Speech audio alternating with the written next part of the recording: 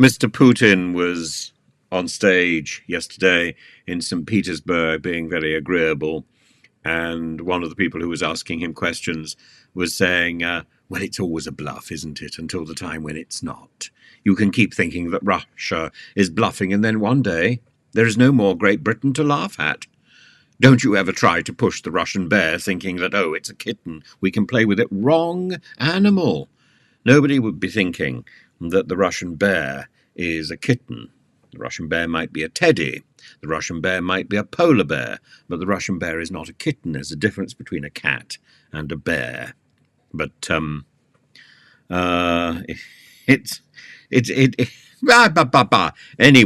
Mr. Putin was saying that there's no need to use nuclear weapons to conquer Ukraine and to terrorize Europe, because Europe is now practically defenseless. It's more or less defenseless.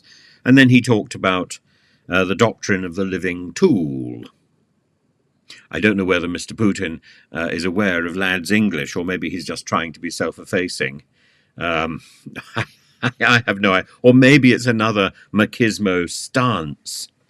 But his understanding of what he's doing is a little bit linked.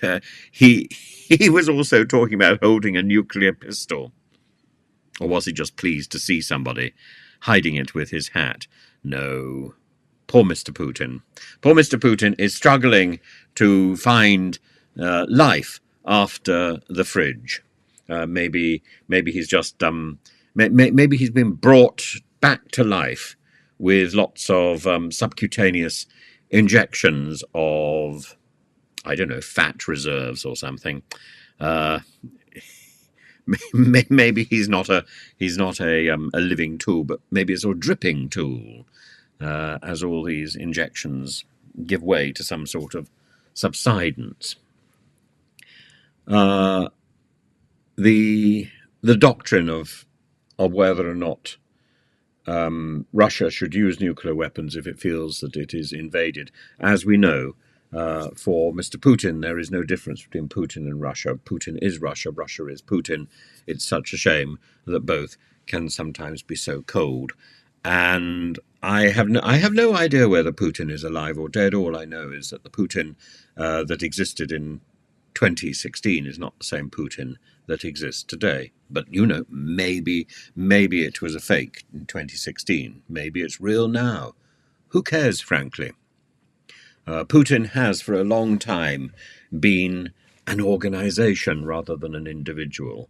And we would be very silly to think that one individual embodies Russia. No, it's about 10. It's about 10. And eventually, the Russian people are going to recognize that these people don't represent them. These people are only in it for themselves and what they can make, which is the point, frankly, that Alexei Navalny was trying to establish all that time ago before he was rumbled and put away in prison and then unexpectedly died. Putin and his friends have been having a conference in St. Petersburg, and there's been... The press talks about nuclear sabre-rattling, but I don't think that's possible. I think that's a mixed metaphor.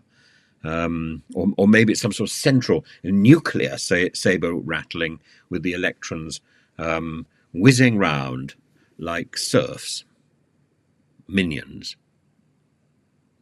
ordinary Russian citizens. Europe.